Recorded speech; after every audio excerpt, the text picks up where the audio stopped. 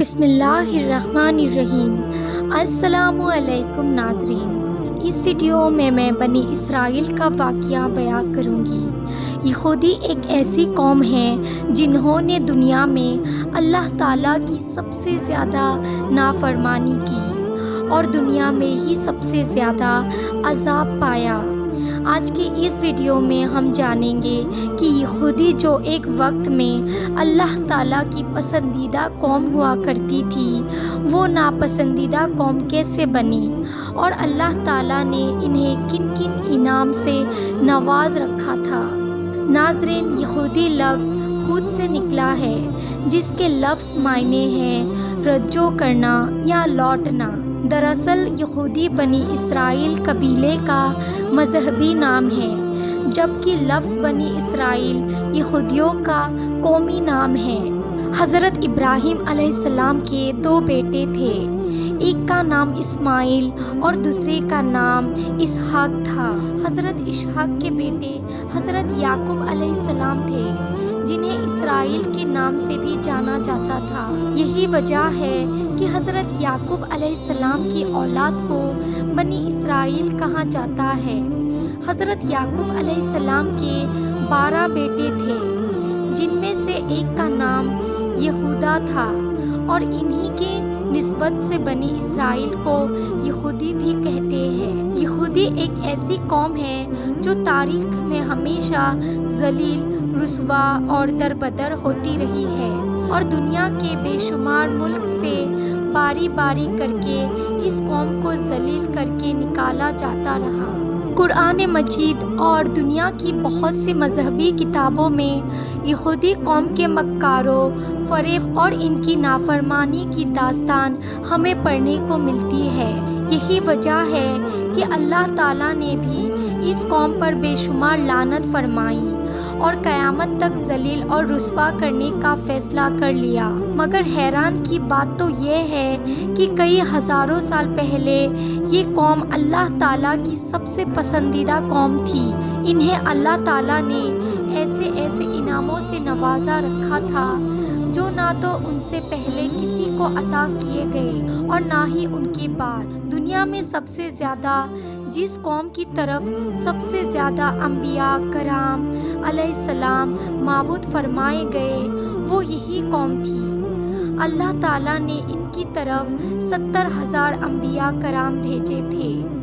اللہ تعالیٰ نے بنی اسرائیل کو تمام قوموں پر فضیلت عطا کر رکھی تھی۔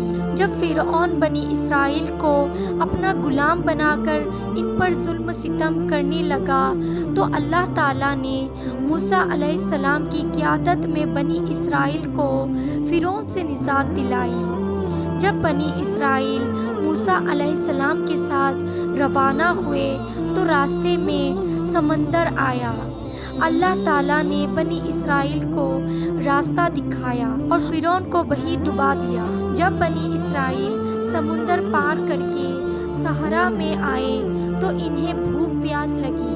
تب موسیٰ علیہ السلام نے اللہ سے دعا کی اور اللہ تعالیٰ نے ان کے لیے آسمان سے من و سلویٰ اتارا۔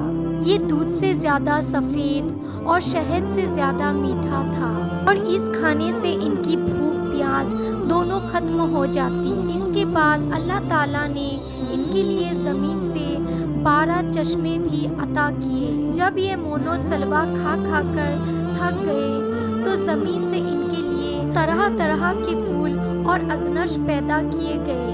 اس کے علاوہ گرم صحرا میں ان پر ایک ٹھنڈا بادل بھی ہر وقت منڈراتا رہتا تھا۔ یہ عام بادلوں سے زیادہ سایہ کرتا تھا، اور قیامت کے روز بھی اسی بادل سے فرشتے نازل ہوں گے۔ مگر جب موسیٰ علیہ السلام اللہ تعالیٰ سے ہم کلام ہونے کے لیے 40 دن کے لیے کوہ دور پر گئے تو پیچھے سے بنی اسرائیل نے ایک بچڑا بنا کر ان کی پوجا کرنی شروع کر دی۔ جب موسیٰ علیہ السلام واپس لوٹے تو توبہ نہ کرنے والوں کو موسیٰ علیہ السلام نے قتل کر دیا۔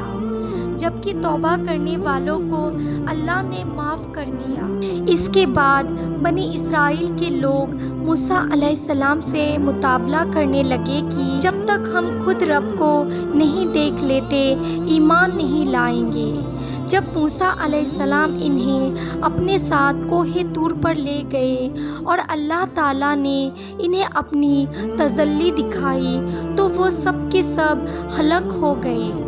جس کے بعد موسیٰ علیہ السلام نے دعا کی تو انہیں معاف کر کے زندہ کر دیا گیا۔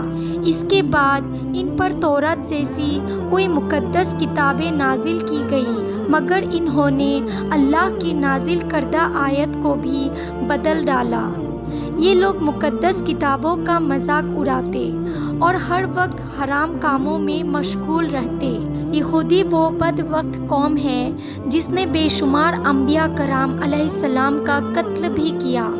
انہوں نے حضرت عیسیٰ علیہ السلام کو بھی قتل کرنا چاہا، مگر اللہ تعالیٰ نے ان کو بچا کر زندہ آسمان پر اٹھا لیا۔ انہی بد وقت لوگوں نے زکریا علیہ السلام کو 2 ٹکڑوں میں چیر ڈالا، جبکہ ایک نبی کو تو انہوں نے کنویں میں الٹا لٹکا دیا تھا۔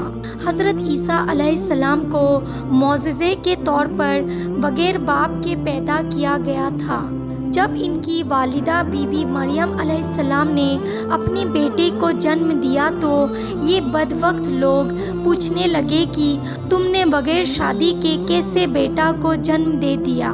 اس وقت حضرت مریم علیہ السلام نے اللہ کے حکم سے اپنے بیٹے عیسیٰ علیہ السلام کی طرف اشارہ کیا تو عیسیٰ علیہ السلام نے، جو ابھی صرف 2 دن کے ہی تھے، وہ گواہی دیتے ہوئے فرمانے لگے، میں اللہ کے حکم سے بغیر باپ کے پیدا ہوا ہوں۔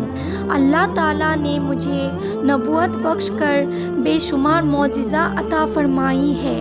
مگر بنی اسرائیل پھر بھی مریم علیہ السلام پر بدکاری کا الزام لگانے لگے۔ جب اللہ تعالیٰ نے حضرت محمد صلی اللہ علیہ وسلم کو آخری نبی بنا کر بھیجا تو بنی اسرائیل ان کے بھی سخت دشمن بن گئے۔ انہیں نہ صرف غلط ناموں سے پکارتے بلکہ ان پر حملہ کرنے کی بھی کوشش کرتے رہتے، یہاں تک کہ آپ پر جادو بھی اسی غلیظ قوم نے کیا تھا۔